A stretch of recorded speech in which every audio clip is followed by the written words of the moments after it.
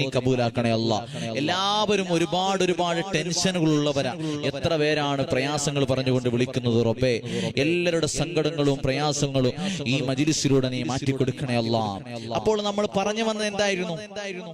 നമ്മുടെ വീട്ടില് പ്രശ്നങ്ങളും പ്രയാസങ്ങളും ഒന്നും ഇല്ലാതിരിക്കാൻ അള്ളാന്റെ ഹബീബ് മുഹമ്മദ് റസൂലുള്ളാഹി സ്വല്ലല്ലാഹു അലൈഹി വസല്ലം. അപ്പോൾ നമ്മൾ കഴിഞ്ഞ പ്രാവശ്യം പറഞ്ഞത്, ഒരാള് വീട്ടിലേക്ക് കയറി വരുമ്പോ സലാം പറഞ്ഞിട്ടാണ് വരേണ്ടത്. രണ്ടാമത് ഒരുമിച്ചിരുന്ന് ഭക്ഷണം കഴിക്കണം. ആ കഴിക്കുന്ന സമയത്ത് ബിസ്മില്ലാഹിർ റഹ്മാനിർ റഹീം എന്ന് പറഞ്ഞുകൊണ്ട് ഭാര്യമാര്, ഭർത്താക്കന്മാര്, മക്കൾ എല്ലാവരും ഒരുമിച്ചിരുന്ന് ഭക്ഷണം കഴിക്കുമ്പോ ആ വീട്ടിൽ അല്ലാഹു വലിയ ബറക്കത്ത് കൊടുക്കുകയാണ്. അവിടെ ശൈത്താന്റെ ശല്യം കൊടുക്കുകയില്ല. പിന്നെ നമ്മൾ പറയാൻ വേണ്ടി വന്നപ്പോഴാണ് സമയം കഴിഞ്ഞു പോയത്. ഇൻഷാ അല്ലാഹ് കുടുംബങ്ങളെ, ഹബീബായ മുത്തുനബി തങ്ങൾ പറയുന്നു, വീട്ടിൽ സമാധാനം ലഭിക്കാനുള്ള, ദാരിദ്ര്യം മാറാനുള്ള 2 വഴികള് അള്ളാന്റെ ഹബീബ് നമ്മളെ പഠിപ്പിക്കുകയാണ്. അല്ലാ നീ കബൂലാക്കണേ അല്ലാ, നീ സ്വീകരിക്കണേ റബ്ബേ. ലോകത്തിന്റെ നേതാവ് സയ്യിദുനാ മുഹമ്മദുർ റസൂലുള്ളാഹ് സല്ലല്ലാഹു അലൈഹി വസല്ലം തങ്ങൾ പറയുകയാണ്, കുടുംബങ്ങളെ എല്ലാവരും ഒന്ന് എഴുതിയെടുത്താൽ നിങ്ങൾക്കത് ഉപകാരമുണ്ടാകും. അള്ളാന്റെ ഹബീബ് പറയുന്നു, നിങ്ങളുടെ വീട്ടിൽ ഒരു പ്രശ്നവും ഇല്ലാതിരിക്കണോ, നിങ്ങളുടെ വീട്ടിൽ സമാധാനം ലഭിക്കണോ, അല്ലാഹുമ്മ ഇന്നി അസ്അലുക ഖൈറൽ മൗലജി വ ഖൈറൽ മഖ്റജി ബിസ്മില്ലാഹി വലജിനാ വ ബിസ്മില്ലാഹി ഖറജിനാ വ അലല്ലാഹി റബ്ബനാ തവക്കലുനാ.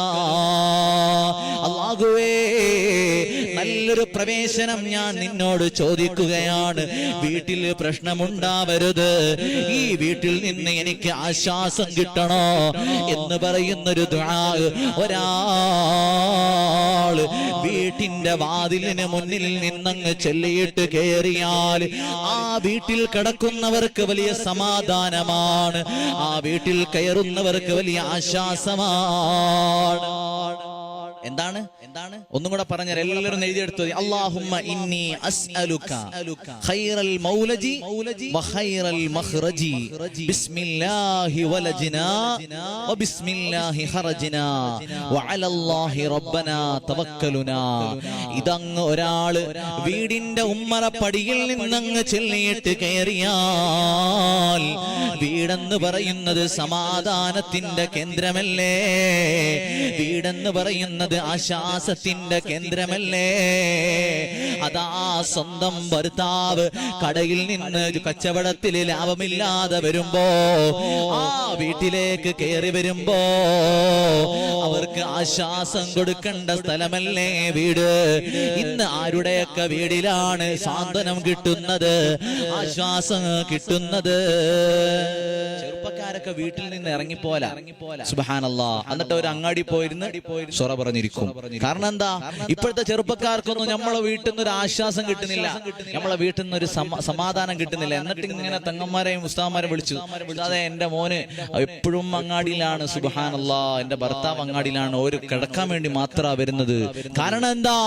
നമ്മുടെ വീടുകളിൽ നിന്ന് അല്ലാഹു തആല സമാധാനം നഷ്ടപ്പെടുത്തി കളഞ്ഞു. കാരണം എന്താ? അള്ളാന്റെ കുഴപ്പമാണോ? അല്ല, നമ്മളുടെ കുഴപ്പമാണ്. നമ്മൾ വീട്ടിലേക്ക് കയറുമ്പോൾ ചെല്ലേണ്ട മര്യാദകള്, ചെയ്യേണ്ട മര്യാദകള്, ചൊല്ലേണ്ട ദിക്റുകള് നമ്മൾ മറന്നുപോയത് കൊണ്ടാണ്.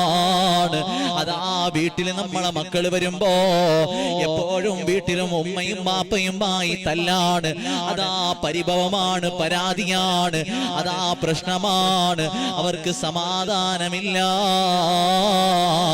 ഇതൊക്കെ ഒന്ന് ഒഴിവായി കിട്ടണമെങ്കിൽ എന്റെ കുടുംബങ്ങളെ, ഞാനിപ്പോൾ പഠിപ്പിച്ചു തന്ന ഈ ദുആ അതാ നിങ്ങളുടെ വീടിന്റെ വാതിലിന്റെ അടുത്തിരുന്ന് കൊണ്ടങ്ങ് ചൊല്ലിക്കോ. അല്ലാഹുവിന്റെ ഹബീബ് പറയുന്നു, ഈ ദുആ അങ്ങ് ചൊല്ലിക്കഴിഞ്ഞാൽ അതാ ആ വീടിന് വലിയ ബറക്കത്ത് അല്ലാഹു തആല കൊടുക്കുന്നു. ഇൻഷാ അല്ലാഹ്. എല്ലാവരും തയ്യാറല്ലേ? ഇൻഷാ അല്ലാഹ്. എല്ലാവരും റെഡിയാണോ? എല്ലാവരും ഇൻഷാ അല്ലാഹ് പറയും. ഇൻഷാ അല്ലാഹ്. അല്ലാഹു തആല കബൂലാക്കട്ടെ, അല്ലാഹു സ്വീകരിക്കുമാറാകട്ടെ. ഇൻഷാ അല്ലാഹ്.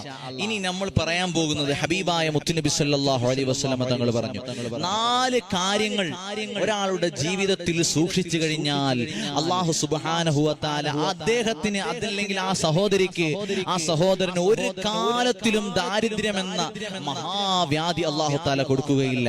4 കാര്യങ്ങൾ. എങ്ങനെ? 4 കാര്യങ്ങൾ അല്ലാഹു സുബ്ഹാനഹു വ തആല